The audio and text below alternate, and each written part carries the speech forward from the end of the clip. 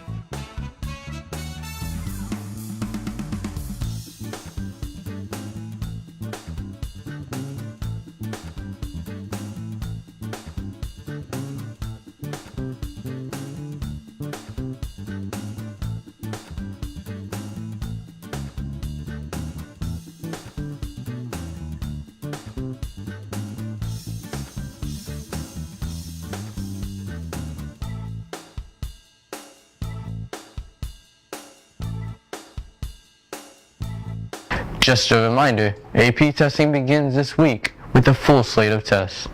You're up to date for Monday, the first day of May. I'm Dylan Lim. Have a great day.